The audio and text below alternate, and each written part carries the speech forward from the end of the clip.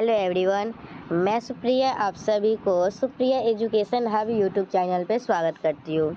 आज के वीडियो में मैं आप लोगों को क्या करवाने वाली हूँ, आज के वीडियो में मैं आप लोगों को 5 से 6 क्वेश्चन करवाऊंगी पेपर 6 में। ठीक है, इसमें से आप लोगों के परीक्षा में 2 क्वेश्चन आएगा। ठीक है, पेपर 6 के ग्रुप ए का क्वेश्चन देखने वाले हैं। पेपर 6 का ग्रुप ए का क्वेश्चन अगर आज का वीडियो पूरा कंप्लीट कर लीजिएगा अच्छा से, तो 1 का ए और 1 का भी बन जाएगा। ठीक है, फिर कल का जो वीडियो मैं लाऊंगी तो कल का वीडियो देख लीजिएगा, तो कल का नहीं आज ही शाम में ला देंगे, उससे आप लोग का 2 का ए और 2 का भी बन जाएगा। पेपर 6 का ग्रुप ए हम लोग अभी कर रहे हैं। ठीक है, तो चलिए हम लोग का सबसे पहला क्वेश्चन क्या है, डिफाइन नॉर्मलाइजर ऑफ। और देखिए ये क्वेश्चन जो है वो मैं खुद से प्रिपेयर की हूँ, और खुद से जो प्रिपेयर किया जाता है ना उसमें बहुत मेहनत लगता है और उसको पूरे अच्छे से एनालिसिस करके निचोड़ा जाता है। और मार्केट में जो टॉप 10 क्वेश्चन आता है ना तो वो सीधे 2021 का लेकर छाप देते हैं और अपना पूरा मोहर वोहर वगैरह सब लगा के सब कुछ काम कर देते हैं। ठीक है, शायद ही कोई ऐसा पेपर होगा जिसमें इधर उधर से थोड़ा बहुत क्वेश्चन लेते होंगे, लेकिन मैक्सिमम में यही किया जाता है। मार्केट का जो भी क्वेश्चन परचेज कीजिएगा ना तो उसमें 2021 का ही क्वेश्चन रहेगा। ठीक है, बस उसको छाप देगा, अपना मोहर थंबनेल जो भी होता है उसमें पब्लिकेशन का अपना ये सब लगा देता है, बात ख़त्म। ठीक है, लेकिन मैं जो आप लोगों को गेस करके देती हूँ, जो मेरे हैंड रिटन में रहते हैं, आप लोग अगर देखते होंगे वीडियो को हमेशा तो आपको पता होगा कि जितने भी हैंड रिटन वाला से लिख देख के गए होंगे आप लोग को हमेशा एग्जामिनेशन में क्वेश्चन मैच किया है। ठीक है, क्या है आप लोग का, define normaliser of N element of a group, prove that the normaliser of this is a सब ग्रुप ऑफ जी। आप लोगों को पहले तो डिफाइन करना है कि नॉर्मलाइजर क्या होता है, फिर उसके बाद डिफाइन करना है कि जो नॉर्मलाइजर होता है ना वो जो है ना किसी ग्रुप जी का वो सब ग्रुप होता है। ठीक है, तो चलिए हम लोग अच्छे से समझते हैं कि नॉर्मलाइजर क्या होता है। तो यहाँ पे पढ़िए क्या बोला जा रहा है। देखिए मैं आप लोगों को सीधा सीधा अपने आसान भाषा में सिखाती हूँ कि नॉर्मलाइजर क्या होता है। तो हम लोग का कोई भी हम लोग का जी ग्रुप है, ठीक है, कोई एक ग्रुप जी है, इसका सब ग्रुप ले लीजिए एच, ले लीजिए, ले लिए। एक ग्रुप हम लोगों का जी है और उसका सब ग्रुप है एच। तो हम लोग इस सब ग्रुप से कोई एक एलिमेंट उठा लेंगे। क्या उठा लिए, एक एलिमेंट उठा लिए ए।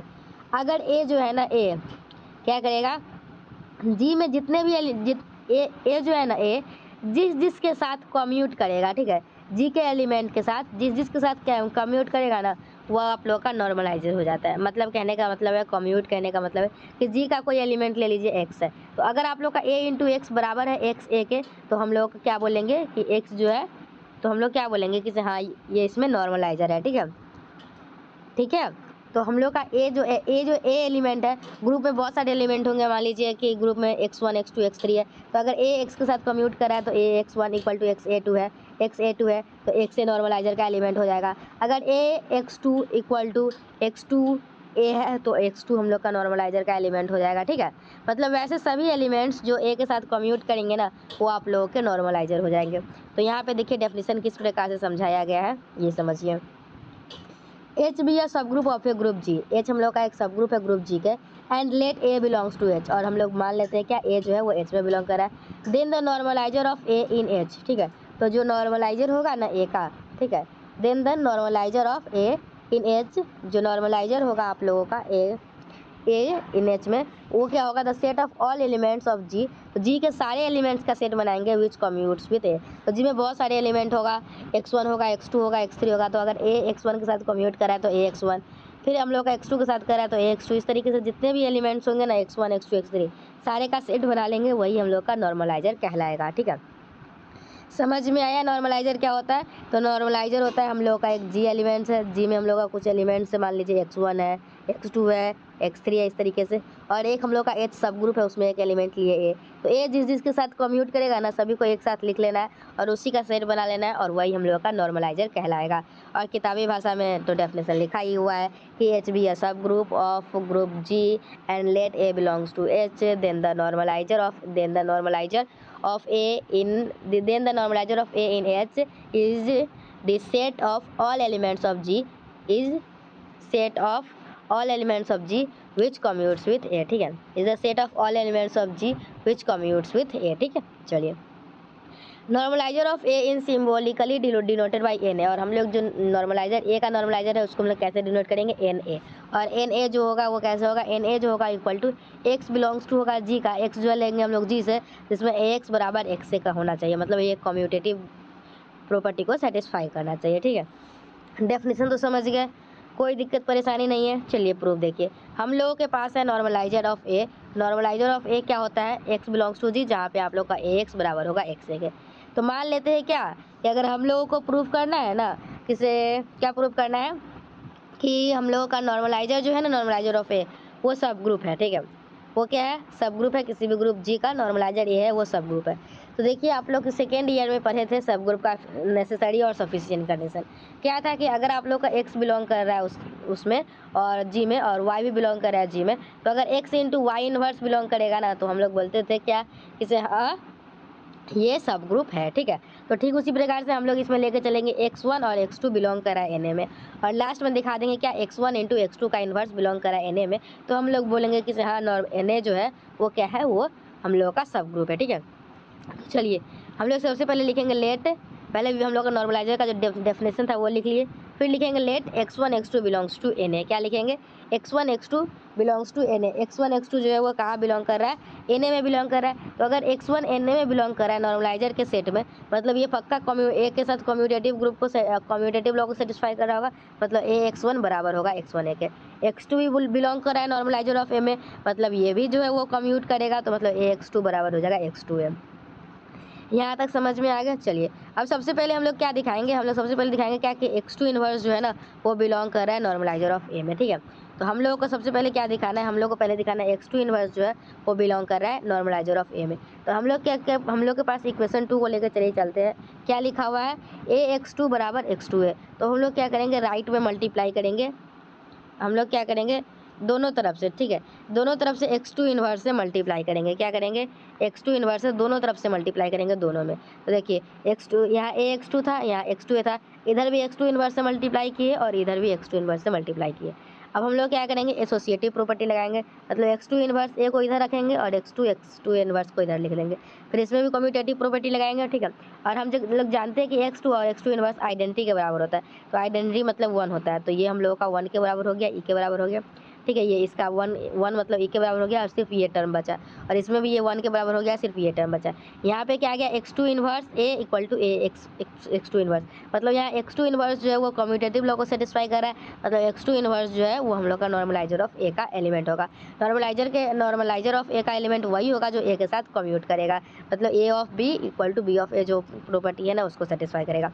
तो हम लोग दिखा दिए, पहले क्या दिखा दिए, हम लोग दिखा दिए x2 इन्वर्स जो है वो बिलोंग कर रहा है नॉर्मलाइजर ऑफ ए के। अब हम लोग क्या दिखाएंगे, हम लोग दिखाएंगे x1 इंटू x2 इन्वर्स जो है वो बिलोंग करेगा नॉर्मलाइजर ऑफ ए में। तो हम लोग के पास क्या है, हम लोग के पास है, देखिए अगर हम लोग को ये दिखाना है ना, ठीक है, हम लोग को क्या दिखाना है, x1 x2 इन्वर्स बिलोंग कर रहा है इसमें, मतलब ए के साथ अगर हम लोग इसका कम्यूट, इसके साथ ए के साथ ये कम्यूट करना चाहिए, मतलब ए इंटू x1 x2 इन्वर्स जो है ना वो बराबर होना चाहिए x1 x2 का इन्वर्स इंटू ए। तो चलिए हम लोग देखते हैं क्या बराबर आता है या नहीं, तो LHS लेके चलते हैं।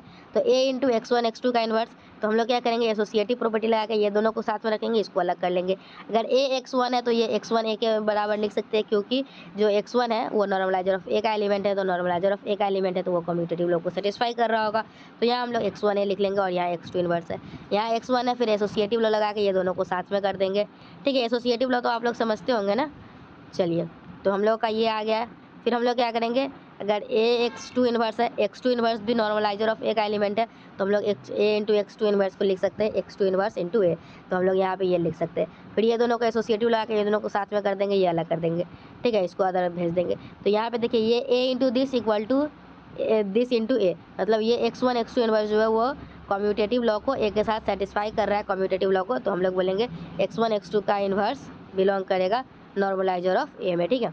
तो हम लोग क्या बोलेंगे, normaliser of A is a सब ग्रुप ऑफ जी। क्या बोलेंगे हम लोग, normaliser of A, normaliser of A is a सब ग्रुप ऑफ जी बोलेंगे, ठीक है। तो इस तरीके से हम लोगों का पहला क्वेश्चन जो है वो कंप्लीट होता है, और आई होप आप लोगों को ये समझ में आ गया होगा। तो ये कितना मिनट में, मैं आप लोगों को 10 मिनट लगा एक क्वेश्चन समझाने में। चलिए देखिए एक बार और समझ लेते हैं, नॉर्मलाइजर ऑफ एलिमेंट क्या होगा। तो हम लोग बोलेंगे कि एच कोई हम लोग का एक सब ग्रुप है किसी भी ग्रुप जी का, तो हम लोग एक एलिमेंट लेते हैं ए बिलोंग्स टू एच, ठीक है। तो हम लोग नॉर्मलाइजर ऑफ एलिमेंट बोलेंगे ए को इन एच में, कब, जब हम लोग है ना set of all the elements which commutes with A, ठीक है। तो जितने भी एलिमेंट्स है वो अगर कम्यूट करेंगे एक के साथ, तो हम लोग बोलेंगे कि इसे हाँ ये नॉर्मलाइजर ऑफ एन एलिमेंट है, ठीक है। फिर हम लोग क्या बोलेंगे, प्रूफ करना था, तो प्रूफ करना था तो हम लोग सबसे पहले जानते हैं we have normaliser of a equal to a belong x, और जिसमें ए बिलोंग्स करेगा जी का, ठीक है। ठीक है, एक्स लेंगे, ए हम लोग हाँ ए नहीं ए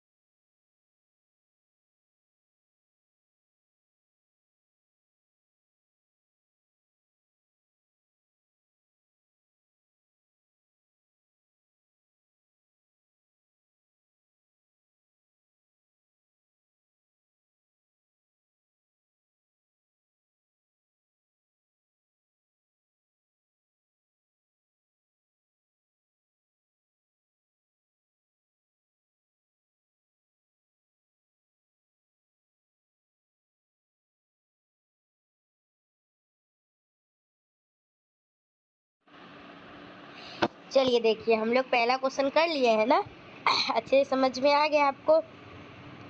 अब दूसरा क्वेश्चन देखते हैं क्या है। Define conjugate elements of a group, prove that the relation of conjugacy is an equivalence relation in G. देखिए दूसरा क्वेश्चन क्या बोलता है, ये हो गया है, ये देखिए हम लोग है ना यहाँ पे क्वेश्चन पढ़ लिए। देखिए अब मैं पहले अपनी भाषा में, आसान भाषा में समझा देती हूँ, फिर आगे का काम होगा। कंजुगेट एलिमेंट किसी भी ग्रुप का, तो किसी भी ग्रुप का हम लोग कंजुगेट पता है किसको बोलेंगे। मान लीजिए कि अगर उस ग्रुप का एलिमेंट है ए और बी, क्या है एलिमेंट ए और बी, तो हम लोग बी को बोलेंगे कंजुगेट। क्या बोलेंगे, बी को बोलेंगे कंजुगेट। कब, जब ए जो है ना, ए बराबर होगा किसके बराबर होगा, इधर कोई टर्म हो रहा होगा, इधर कुछ ना कुछ होगा, और इसी का इन्वर्स इधर होगा, ठीक है। तो हम लोग बोलेंगे बी जो है वो कंजुगेट है ए का, ठीक है। बातें समझ में आई। कैसे पता करेंगे हम लोग कोई भी दो एलिमेंट है ए बी किसी भी ग्रुप जी का, तो बी को बोलेंगे कि कंजुगेट है ए का। कब, जब आप लोग का एग्जिस्ट करेगा एक x belongs to G such that b equal to x inverse x. मतलब बी को बोलेंगे ए का कंजुगेट है कब, जब इधर जो एलिमेंट है ना इसका जस्ट इनवर्स इधर उपस्थित हो तब, ठीक है। तो if b is a conjugate to a then symbolically we shall write, अगर बी जो है ना वो कंजुगेट होगा ए का, तो हम लोग कुछ इस प्रकार से लिखते हैं, B equivalent B is conjugate to A, thus B is conjugate A if and only if, मतलब कब होगा, जब बी जो है वो बराबर होगा एक्स इनवर्स ए एक्स के, ठीक है। अब हम लोगों को प्रूफ करना है कि ये जो कंजुगेट एलिमेंट्स होते हैं ना बी कंजुगेट ए, ये जो है ना वो इक्विवेलेंस होता है। क्या होता है, इक्विवेलेंस। तो हम लोग है ना 12th में पढ़े थे, फंक्शन चैप्टर जब पढ़ रहे थे ना, तो हम लोग पढ़े थे कि इक्विवेलेंस कैसे दिखाते हैं। तो इक्विवेलेंस दिखाने के लिए हम लोगों को तीन कंडीशन को सेटिस्फाई करवाना होगा। क्या करना होगा, तीन कंडीशन को सेटिस्फाई करवाना होगा। पहला रिफ्लेक्सिव, दूसरा सिमेट्रिक और तीसरा ट्रांजिटिव। तो रिफ्लेक्सिव कब दिखाते हैं, जब दिखाते हैं अगर ए कोई एलिमेंट है, अगर ए कंजुगेट ए उसमें होगा तो हम लोग बोलेंगे रिफ्लेक्सिव है। और सिमेट्रिक कब बोलेंगे, जब ए कंजुगेट बी उसमें प्रेजेंट हो और बी कंजुगेट ए भी उसी में प्रेजेंट हो, तो हम लोग बोलेंगे हाँ सिमेट्रिक है। और ट्रांजिटिव कब बोलेंगे, जब ए कंजुगेट बी के और बी कंजुगेट सी के उसमें उपस्थित हो, तो अगर ए और सी का भी कंजुगेट अगर उस ग्रुप में मिल जाए तो हम लोग बोलेंगे हाँ ये ट्रांजिटिव ही है। तो रिफ्लेक्सिविटी पहले दिखाएंगे, तो मान लेते हैं कि ए is any element of G, तो जी का कोई एक एलिमेंट ए है, मतलब देन वी हैव, मतलब ए इक्वल टू, अगर जी का एलिमेंट है ए, मतलब वो हम लोग का कंजुगेट का प्रॉपर्टी सेटिस्फाई करेगा।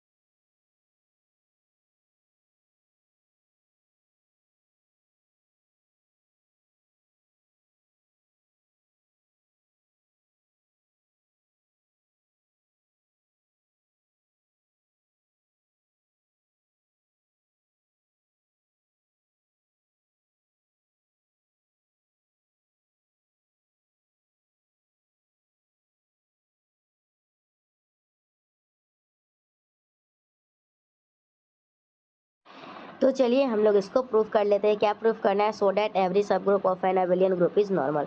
तो हम लोग एक ले लेते हैं सब ग्रुप एच, ठीक है। अब किसी भी अबेलियन ग्रुप जी का हम लोग उसका सब ग्रुप ले लेते हैं एच। तो हम लोग क्या लिखेंगे? लेट